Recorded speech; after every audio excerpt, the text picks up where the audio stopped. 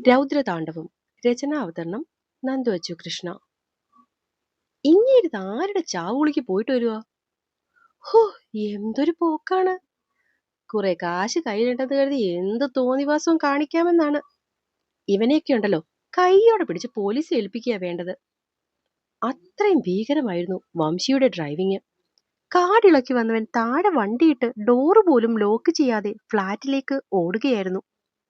സെൻസറിൽ കൈവച്ച് ഡോർ തുറക്കുമ്പോൾ അവന്റെ ഹൃദയം വല്ലാതെ പിടഞ്ഞു. മുന്നോട്ട് വെക്കുന്ന ഓരോ ചുവടിലും അവൻ വേണ്ടാത്തത് എന്തൊക്കെയോ ആലോചിച്ചു കൂട്ടി. അവിടെ നിന്നിറങ്ങി ഇവിടെ എത്തും വരെ രണ്ടുപേരെയും മാറിയും തിരിഞ്ഞും എത്ര തവണ വിളിച്ചു എന്നറിയില്ല. അതെടുക്കാതെ കൂടിയായപ്പോൾ അഗ്നി പറഞ്ഞതിന് ഉറപ്പായി വംശിയുടെ മനസ്സിലെ ചിന്തകൾ പാറിപ്പറന്നു. കാലുകൾ വേച്ചു പോയിട്ടും അവൻ എങ്ങനെയൊക്കെ സ്വന്തം മുറിയുടെ വാതിൽക്കലെത്തി. തന്റെ പ്രിയപ്പെട്ടവൾ അകത്ത് സ്വസ്ഥമായിട്ടുണ്ടാവണേന്ന് ഹൃദയം തൊട്ട് പ്രാർത്ഥിച്ചുകൊണ്ട് വാതിൽ തുറന്നവൻ കാണുന്നത് വെറും നിലത്ത് ഉത്തരയുടെ മടിയിൽ കിടക്കുന്നവളെയാണ്. വംശി നെഞ്ചിൽ കൈവച്ച് ആശ്വാസത്തോടെ പിന്നിലേക്ക് ചാരി. പെട്ടെന്ന് ആരോ വാതിൽ തുറക്കുന്ന ശബ്ദം കേട്ടാണ് അവിടേക്ക് ഉത്തര നോക്കിയത്. വംശി. ഉത്തരയുടെ ഉള്ളംകാല് മുതല് പേടി ഇരച്ചു കയറി. താൻ അഗ്നിയെ വിളിച്ചിട്ട് ഇത്രയ്ക്കിത്ര നേരമേ ആയിട്ടുള്ളൂ. ആ സമയത്തിനുള്ളിൽ ഈ മനുഷ്യനിവിടെ വന്നു നിൽക്കണമെങ്കിൽ. സിദ്ധി, മോളെ, ഇതാരാ നോക്കിയേ? കരഞ്ഞു കരഞ്ഞ് കണ്ണു മയങ്ങിയവളെ തട്ടി വിളിക്കുമ്പോൾ ആകെ തളർന്ന് വംശി അകത്തേക്ക് മെല്ലെ നടന്നു.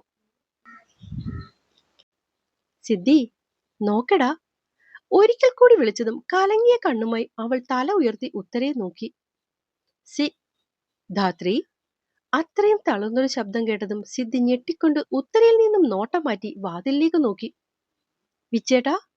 കരഞ്ഞു വിളിച്ചുകൊണ്ട് അവളുടെ മടിയിൽ നിന്നും എഴുന്നേറ്റവൾ മുട്ടിടിച്ച് നിലത്തോട്ട് വീണപ്പോഴേക്കും വംശി അവളെ താങ്ങി പിടിച്ചിരുന്നു. എന്നെ കളയില്ലെന്ന് പറഞ്ഞിട്ട് എവിടെ പോയത് വിച്ചേട്ടാ? എന്നെ വേണ്ടേ? ഇഷ്ടല്ലേ? ഇഷ്ടം തീർന്നു പോയോ?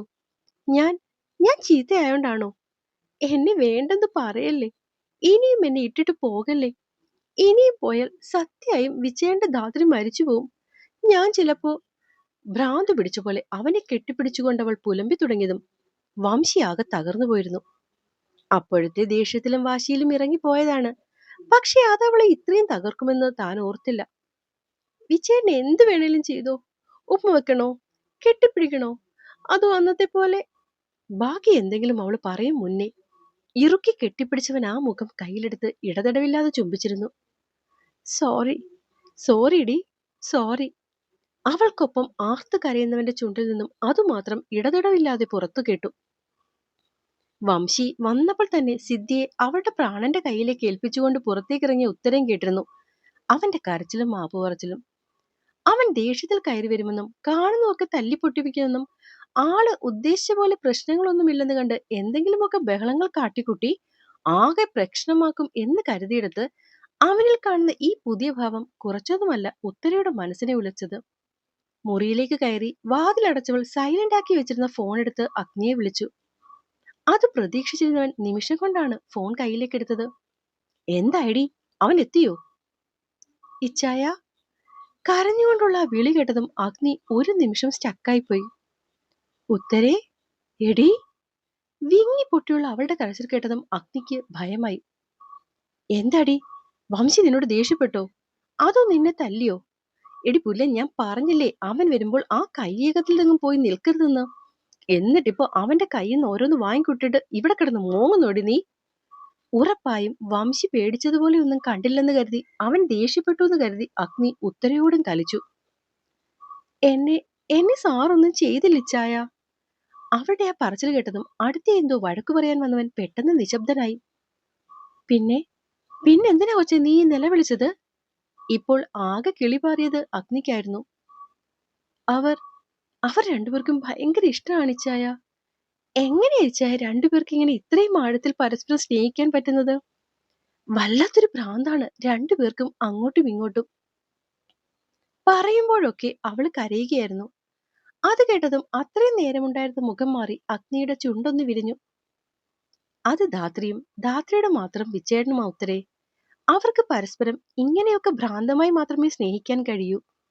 അവൻ മെല്ലെ പറഞ്ഞു. എന്നിട്ടും ഇത്രയും സ്നേഹിച്ചിട്ടും അവര് പിരിഞ്ഞില്ലേ?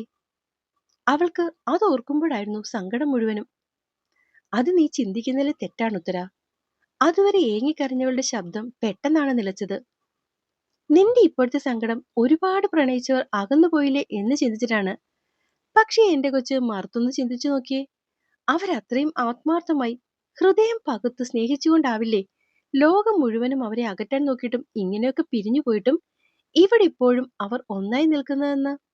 അങ്ങനെ ചിന്തിച്ചാൽ തീരുന്ന കാര്യമേ എന്റെ പെണ്ണിനിപ്പോ ഉള്ളൂ. അതുകൊണ്ട് കാര്യങ്ങളൊക്കെ നെഗറ്റീവായി ചിന്തിക്കാതെ പോസിറ്റീവായി ചിന്തിക്ക് നിന്റെ വരുംകാല ഭാര്യയെ. അവളെ സമാധാനിപ്പിക്കും പോലെ പറഞ്ഞുകൊണ്ട് അഗ്നി ചിരിച്ചതും അവളുടെ മുഖവും ഒന്ന് വിടർന്നു. അപ്പോ കരയാനാണെങ്കിലും കൊച്ചെന്നെ ഇപ്പോ ഇച്ചായാന്ന് വിളിച്ച സ്ഥിതിക്ക് നമുക്ക് ഇപ്പൊ തന്നെ അമ്മച്ചിയെ വിളിച്ച് മനസമ്മതത്തിന്റെ കാര്യങ്ങളൊക്കെ അങ്ങ് നോക്കാൻ പറയാം. അല്ലേ ഡ്യൂവേ? ചുമ്മാ പെണ്ണിനെ ചൂട് കയറ്റാനാണ് ചോദിച്ചെങ്കിലും അവിടുന്ന് കേട്ട മറുപടിയിൽ അഗ്നി ഞെട്ടിപ്പോയി.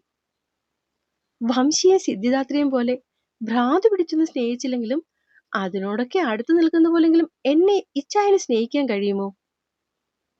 പറ്റുമെങ്കിൽ. അഗ്നിയുടെ ശബ്ദം ഇത്തിരി നേർത്തു. നിങ്ങൾ ആരാണെന്ന് പറഞ്ഞ് മനസ്സമ്മതം ഫിക്സ് ചെയ്തോ ഇച്ചായ? പറയുകയും അവൾ ഫോൺ കട്ട് ചെയ്യുകയും ചെയ്തത് ഒരുപോലിരുന്നു. ഒരിത്തിരി നേരം വേണ്ടി വന്നു അഗ്നിക്ക് അവൾ പറഞ്ഞതൊക്കെ ഒന്ന് ശരിയായി മനസ്സിലാക്കാൻ. അവളിപ്പോ എന്നെ ഇഷ്ടമാണെന്നല്ലേ പറഞ്ഞേ? അതോ ഞാൻ കേട്ടതിന്റെ കുഴപ്പമാണോ? ഏയ്, കേട്ടതിന്റെ കുഴപ്പമാകില്ല. മനസ്സമ്മതം നടത്താൻ അമ്മച്ചിയോട് പറയാനല്ലേ അവള് പറഞ്ഞത്. അതിന്റെ അർത്ഥം അവക്കെന്നെ ഇഷ്ടമാണെന്ന്. എന്റെ കർത്താവേ, അവക്കെന്നെ ഇഷ്ടമാന്ന്. കർത്താവ് തമ്പുരാനെ, സന്തോഷം കൊണ്ട് എനിക്ക് ഇരിക്കാൻ വയ്യേ. പറഞ്ഞുകൊണ്ടവൻ ഒരൊറ്റ കൂവലായിരുന്നു. എന്റെ വംശി, നിന്നെ കൊണ്ട് ജീവിതത്തിൽ ആദ്യമായിട്ടാണ് എനിക്ക് ഇത്രയും വലിയൊരു ഉപകാരം ഉണ്ടായത്. I love you man. I really I love you എന്റെ ഉത്തരക്കൊച്ചേ. സന്തോഷം കൊണ്ട് ഭ്രാന്ത് പിടിച്ച പോലെ എന്തൊക്കെയോ വിളിച്ചുകൂവി അവൻ പാർത്ഥന്റെ അടുക്കിലേക്ക് പാഞ്ഞു പിടിച്ചു. എന്താടാ, ലോട്ടറി വല്ലതും അടിച്ചോ നിനക്ക്? അകത്തേക്ക് തുള്ളി കയറിക്കൊണ്ട് വരുന്നവനെ കണ്ട് പാർത്ഥൻ സൈഡ് ചരിഞ്ഞു നോക്കി. അടിച്ചു മോനെ, അടിച്ചു. എന്റെ ചുടലഭദ്രകാളി മനസമ്മതത്തിന് സമ്മതിച്ചു. ഒന്ന് പൊങ്ങിച്ചാടി രണ്ട് കൈയും അടിച്ചു പറയുന്നതിനെ നോക്കിക്കൊണ്ട് പാർത്ഥൻ കയ്യിലെ ചോര തുടച്ചു. പ്രേമിക്കുന്ന പെണ്ണിനെ വിളിക്കാൻ പറ്റിയ പേര്. അല്ല, നല്ല നസ്രാണിമാർക്ക് നീ ചീത്തപ്പേരുണ്ടാക്കുവോടാ?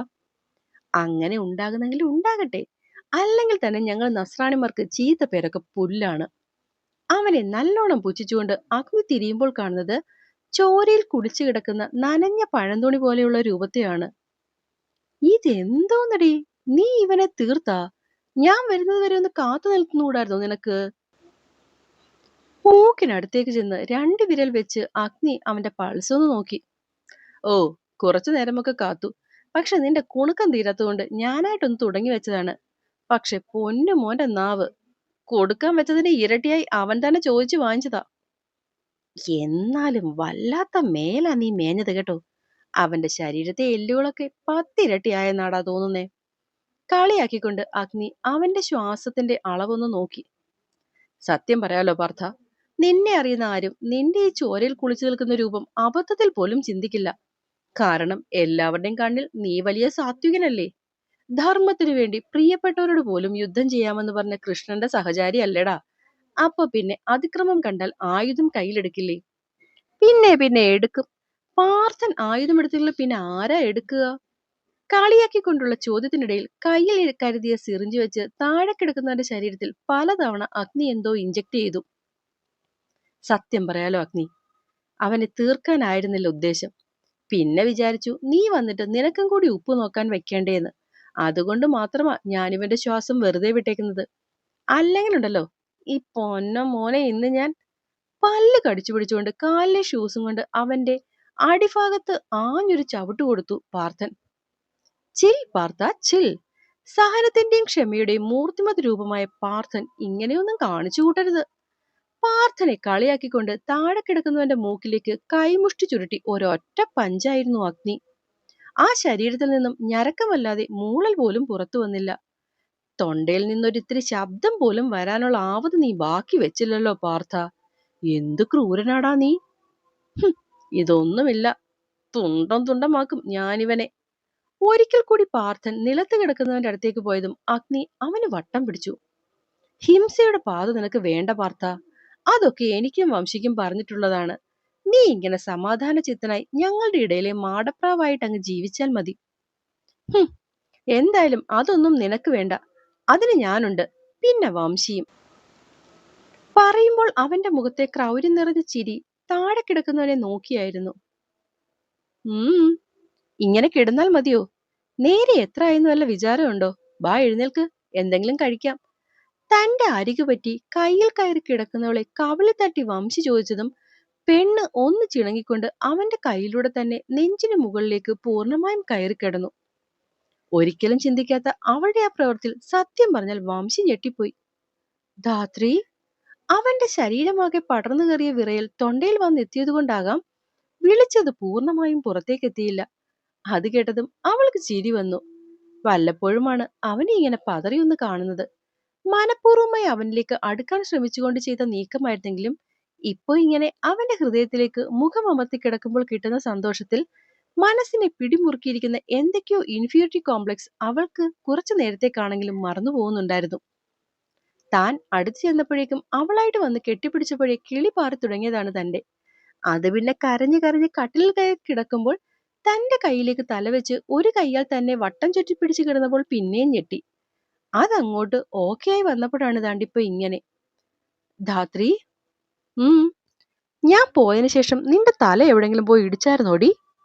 അവന്റെ ആ ചോദ്യം കേട്ടതും പെണ്ണ് താടിത്തുമ്പ് അവന്റെ നെഞ്ചിൽ കുത്തിവെച്ച് കണ്ണിൽ പരിഭവം നിറച്ചവനെ നോക്കി. അല്ല കൊച്ചേ, ഞാനൊന്ന് ചേർന്നിരുന്നാൽ പോലും തള്ളിക്കളഞ്ഞുകൊണ്ടിരുന്നവൾ പെട്ടെന്ന് ഇങ്ങനെയൊക്കെ വന്ന് കിടക്കുന്നത് കൊണ്ട് അറിയാതെ ചോദിച്ചു പോയതാടി. ആ നേരം വല്ലാത്തൊരു പകപ്പായിരുന്നു അവന്റെ ശബ്ദത്തിലാകെ. എങ്കിലേ ഒന്നും ചോദിക്കണ്ട, ഇനി മുതൽ ഞാൻ ഇങ്ങനൊക്കെയാണ്. പറഞ്ഞുകൊണ്ട് തല താഴ്ത്താൻ പോയവളെ ഒരൊറ്റ മറിച്ചിലിൽ താഴെ കിടത്തിക്കൊണ്ട് അവളുടെ ഇരുവശവും കൈതാങ്ങി അവൻ തൊട്ടു തൊട്ടില്ലെന്ന രീതിയിൽ അല്പം ഉയർന്നു നിന്നു. ഇത്തവണ പകച്ചുപോയത് അവളായിരുന്നു. എന്തേ, പേടിച്ചു പോയോ? ഒരു കണ്ണു ചിമ്മി അവൻ പുഞ്ചിരിയോടെ തിരക്കി. അത് ഞാൻ വിച്ചേട്ടാ. അവനോട് അത്രയും അടുക്കാൻ ശ്രമിക്കുമ്പോഴും എന്തോ ഒരു ഭയം. എനിക്കറിയാം, ഞാൻ പിണങ്ങിപ്പോയത് നിനക്കൊരുപാട് വിഷമമുണ്ടാക്കിയെന്ന്. അങ്ങനെ ഞാൻ ഇനി ഒരിക്കലും നിന്റെ അടുത്ത് നിന്ന് പോകാതിരിക്കാൻ വേണ്ടിയാണ് നീ മനഃപൂർവ്വം ഇതൊക്കെ കാണിക്കുന്നതെന്നും എനിക്കറിയാം. പക്ഷേ വേണ്ട മോളെ, എന്തെങ്കിലും തരത്തിലുള്ള മനസ്സിലെ പേടി കൊണ്ട് നീ ഒന്നും അഭിനയിക്കാൻ നിൽക്കണ്ട. എടി, ഞാനും നീയുമല്ലേ, നമ്മളല്ലേ, ഒക്കെ പോകെ പോകെ ശരിയായിക്കോളും. അല്ലെങ്കിൽ നിന്റെ വിച്ചേനല്ലടി ഒക്കെ ശരിയാക്കി തരാൻ. അവന്റെ ആ ചോദ്യം കേട്ടതും തന്നെ ഇത്രയും നേരം അവളുടെ മനസ്സിൽ നിറഞ്ഞു നിന്നിരുന്ന സകല ആശങ്കകളും മാറി. തന്നെ ഇത്രയും മനസ്സറിഞ്ഞ് സ്നേഹിക്കുന്നവനെ അവൾ കഴുത്തിലൂടെ വട്ടം ചുറ്റി അല്പം ഉയർന്നുകൊണ്ട് ആ കവിളിൽ അമർത്തി ചുംബിച്ചു. ഇത്തവണ അവളുടെ ശരീരം അവനെ തൊട്ടുരുമി പോയപ്പോൾ ഒരു ഭയവും അവളെ കീഴ്പ്പെടുത്തിയില്ല. കാരണം ആ നിമിഷം അവൾക്കുള്ളിൽ അവൻ മാത്രമേ ഉണ്ടായിരുന്നുള്ളൂ. അല്ലെങ്കിലും ജീവൻ കൊടുത്ത് പ്രണയിക്കാൻ ഒരുവൻ അടുത്തുണ്ടെങ്കിൽ ബാക്കിയൊക്കെ ആരായാലും മറന്നുപോകില്ലേ? കൂട്ടുകാരെല്ലാം എന്നെ കാത്തിരുന്ന് മുഷിഞ്ഞു എന്നറിയാം. പക്ഷെ അത്രയ്ക്ക് ബുദ്ധിമുട്ടായ ഒരു സാഹചര്യത്തിലായിപ്പോയതുകൊണ്ടാണ്. അമ്മ ഇപ്പോഴും ഹോസ്പിറ്റലിൽ തന്നെയാണ്. ഫ്രാക്ചറിന് കമ്പി ഇട്ട് തന്നെ കിടക്കുകയാണ്. ഊഹിക്കാലോ, അപ്പോൾ ഒരാളെ എപ്പോഴും ഒപ്പം തന്നെ വേണം. അതിൻ്റെ തിരക്കിനിടയ്ക്ക് വീടും ഹോസ്പിറ്റലും കുട്ടികളുടെ പരീക്ഷയൊക്കെ ആയിട്ട് ആകെ വലഞ്ഞു നിൽക്കുകയാണ്. അതുകൊണ്ടാട്ടോ ഇങ്ങനെയും ഡിലേ വന്നത്. എന്നാലും പോകെ പോകെ എല്ലാം പഴയ പോലെ ആക്കാൻ ഞാൻ ശ്രമിക്കുന്നുണ്ട്. എന്നാലും എവിടെയെങ്കിലുമൊക്കെ ഒരു പാകപ്പിഴ ഉണ്ടായാൽ കളഞ്ഞിട്ട് പോവല്ലേ, ഒപ്പം ഉണ്ടാവണം കേട്ടോ. അപ്പം എല്ലാവരോടും ഒരിക്കൽ കൂടി ക്ഷമ പറയുന്നു. ഒപ്പം ഒരിക്കൽ കൂടി എല്ലാവരോടും നന്ദിയും പറയുന്നു, ഇങ്ങനൊരു സാഹചര്യത്തിലും എൻ്റെ ഒപ്പം കൂട്ടായി തന്നെ നിൽക്കുന്നതിന്. നന്ദിയുണ്ട്. താങ്ക്സ്.